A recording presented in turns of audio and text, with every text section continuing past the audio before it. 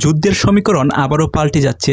যুক্তরাষ্ট্র কিন্তু ওমানের উপরে হামলা করার একটা পসিবিলিটি বা সম্ভাবনা তৈরি হইতেছে। এখন প্রশ্ন হচ্ছে কেন হঠাৎ করেই যুক্তরাষ্ট্র ওমানের উপরে হামলা করবে? কারণ ওমান কিন্তু মধ্যপ্রাচ্যের একটা কান্ট্রি, আর মধ্যপ্রাচ্যে যতগুলা কান্ট্রি আছে সবগুলা কান্ট্রি কিন্তু যুক্তরাষ্ট্রের পক্ষে এতদিন ছিল। এখন আপনারা তো জেনে থাকবেন ইরান এবং ওমানের হরমুজ প্রণালী যেটা আছে, এই হরমুজ প্রণালী নিয়ে ইরান এবং ওমানের মাঝে একটা সমত আসার কিন্তু চেষ্টা চলতেছিল এবং বিভিন্ন গণমাধ্যমে তো আপনারা হয়তো বা জেনে থাকবেন, সেটার আলোচনাও কিন্তু অনেক হইতেছিল। একটা পর্যায়ে কিন্তু এটার একটা ডিক্লিয়ারে চলে যাচ্ছে যে ওমান এবং ইরান এই হরমুজ প্রণালীকে যৌথভাবে টোটালি নিয়ন্ত্রণ করবে। এখন হরমুজ প্রণালীর যে অবস্থা, ভৌগোলিক অবস্থা, সেটা হচ্ছে ইরান এবং ওমানের মাঝখানে, অর্থাৎ কিছু অংশ কিন্তু ওমানও পায় এবং কিছু অংশ কিন্তু ইরানও পায়। সো এমন অবস্থায় এতদিন ধরে কিন্তু ইরান এটাকে তাদের নিজস্ব নিয়ন্ত্রণে ছিল এবং ইরানেই কিন্তু সেটাকে নিয়ন্ত্রণ করতেছিল। তো ওভারঅল ওমানের সাথেও কিন্তু একটা কোলাবোরেশন করে এবং ওমান এবং ইরান একসাথে একটা চুক্তির মাধ্যমে তারা চাচ্ছিল যে এই হরমুজ প্রণালীটা তারা দুইজনের নিয়ন্ত্রণ করার জন্য। এমন অবস্থায় ডোনাল্ড ট্রাম্প অর্থাৎ যুক্তরাষ্ট্র থেকে একটা নিউজ আইলো, যুক্তরাষ্ট্র ভাবতেছে যে এই হরমুজ প্রণালী তারা নিয়ন্ত্রণ রাখবে এবং তারা সেটাকে নিয়ন্ত্রণ করবে, এবং এটা যদি নিয়ন্ত্রণ তাদেরকে করতে না দেয় তাহলে ওমানের বিরুদ্ধে স্টেপ নেওয়ার একটা সম্ভাবনার কথাও কিন্তু ডোনাল্ড ট্রাম্প ভাবতেছে। তো চিন্তা করে দেখেন, এতদিন পর্যন্ত কিন্তু ওমান যুক্তরাষ্ট্রের সাথে।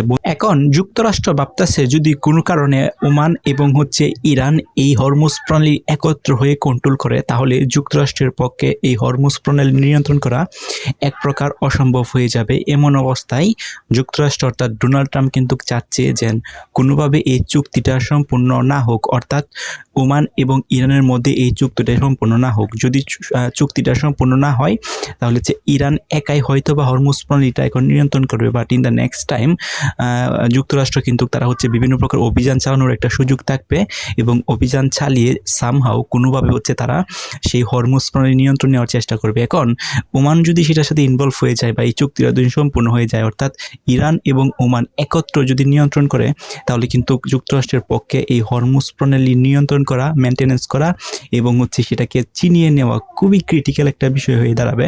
তো এমন অবস্থায় কিন্তু বিভিন্ন প্রকার হুমকি দেওয়া হচ্ছে, ইরানকেও দেওয়া হচ্ছে এবং ওমানকেও দেওয়া হচ্ছে।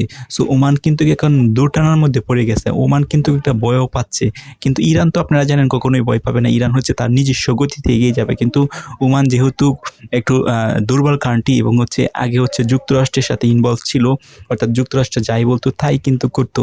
এখন এই সমতায় আসার সময় কিন্তু এখন যুক্তরাষ্ট্র একটু সুর পাল্টে ফেলছে এবং যুক্তরাষ্ট্র কিন্তু চাচ্ছে ওমান এই চুক্তিটা যাতে সম্পূর্ণ না করুক এবং হরমুজ প্রণালী ইরান এবং যেন ওমান একত্র না হোক এই চুক্তিটার মাধ্যমে।